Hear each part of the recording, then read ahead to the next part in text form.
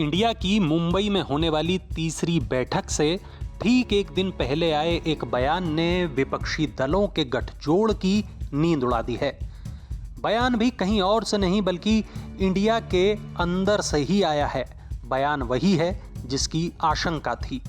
अब तक राहुल गांधी, नीतीश कुमार और ममता बनर्जी का नाम ही प्रधानमंत्री पद के चेहरे को लेकर उछल रहा था, लेकिन अब इसमें एक और नाम जुड़ गया है। वो नाम है दिल्ली के मुख्यमंत्री और आम आदमी पार्टी के राष्ट्रीय संयोजक अरविंद केजरीवाल का। बुधवार सुबह आम आदमी पार्टी की प्रवक्ता प्रियंका कक्कर ने विपक्ष के पीएम फेस के लिए केजरीवाल का नाम लेकर मुंबई पहुंच रहे विपक्षी नेताओं के चेहरे की रंगत उड़ा दी। आप मुझसे पूछेंगे तो मैं तो चाहूंगी अरविंद केजरीवाल जी हो प्रधानमंत्री के उम्मीदवार भी, और उसका तर्क है कि इतनी कमर तोड़ महंगाई में भी लगातार दिल्ली एक ऐसा राज्य है जो देश की राजधानी है, फिर भी सबसे कम महंगाई है दिल्ली में। फ्री पानी मिलता है 20,000 लीटर प्रति महीना, फ्री अच्छी शिक्षा मिलती है, फ्री बिजली मिलती है, फ्री महिलाओं को बस यात्रा मिलती है, फ्री बुजुर्गों को तीर्थ यात्रा मिलती है, और इस सब के बाद भी एक मुनाफे का बजट पेश किया जाता है। थोड़ी ही देर बाद पार्टी के सीनियर नेता गोपाल राय ने प्रियंका कक्कर की बात को आगे बढ़ा दिया। उन्होंने कहा कि हर पार्टी चाहती है कि उसका नेता प्रधानमंत्री बने और आम आदमी पार्टी भी ऐसा ही चाहती है। हालांकि बाद में गोपाल राय ने कहा, जहां तक इंडिया गठबंधन के पीएम पद के उम्मीदवार का सवाल है तो वो सब मिलकर तय करेंगे। इन दोनों नेताओं के बयान से विपक्षी एकजुटता में मतभेद होता उससे पहले ही दिल्ली सरकार की मंत्री आतिशी और फिर राघव चड्ढा ने मोर्चा संभाल लिया।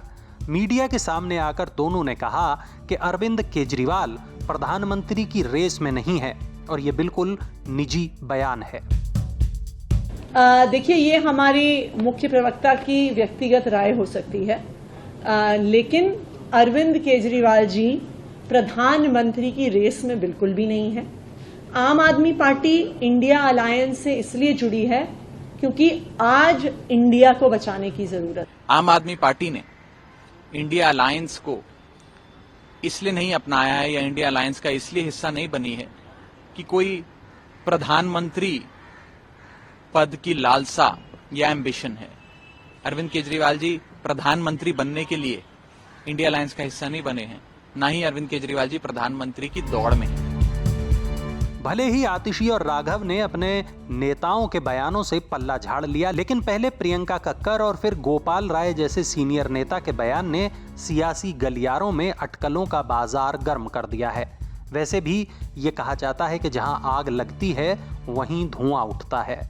राजनीतिक जानकार भी कह रहे हैं कि कहीं ना कहीं आम आदमी पार्टी के अंदर ऐसी बातें चल रही होंगी, तभी इन नेताओं ने ऐसा बयान दिया है। वैसे भी कई मौकों पर अरविंद केजरीवाल के बयानों में उनके प्रधानमंत्री बनने की इच्छा झलकती रही है।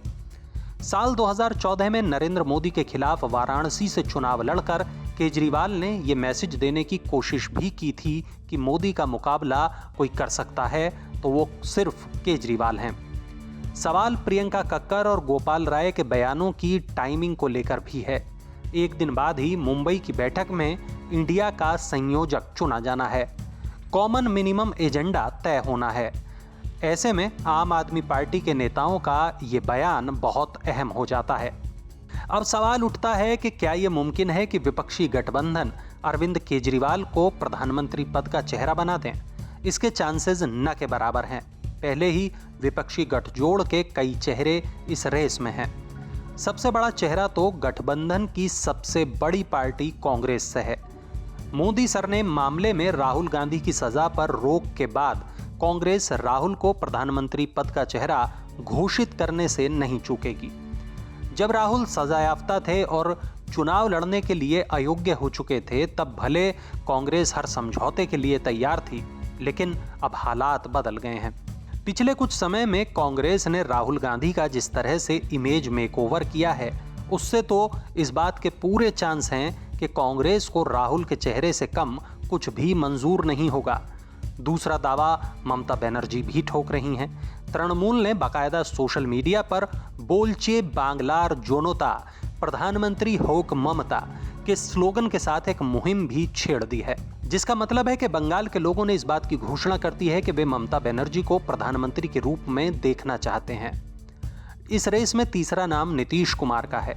भले ही नीतीश कुमार ने कई बार मीडिया के कैमरों पर खुद को इस रेस से बाहर बताया हो, लेकिन उनके नेता समय समय पर उन्हें पीएम मटीरियल बताकर उनकी मंशा जाहिर कर देते हैं। राजनीतिक जानकार कहते हैं कि खुद चुप रहकर अपने नेताओं और कार्यकर्ताओं के जरिए अपनी दावेदारी पेश करना नीतीश कुमार की सोची समझी रणनीति का हिस्सा भी हो सकता है। विपक्ष के प्रधानमंत्री चेहरे की रेस में शरद पवार का नाम भी था, लेकिन भतीजे अजीत पवार के जरिए बीजेपी से बढ़ती नजदीकियों की खबरों ने उनकी दावेदारी कमजोर कर दी है। अब राहुल, ममता और नीतीश के रेस में रहते विपक्ष केजरीवाल पर दाव लगाए दूर दूर तक इसकी कोई उम्मीद नहीं दिख रही है।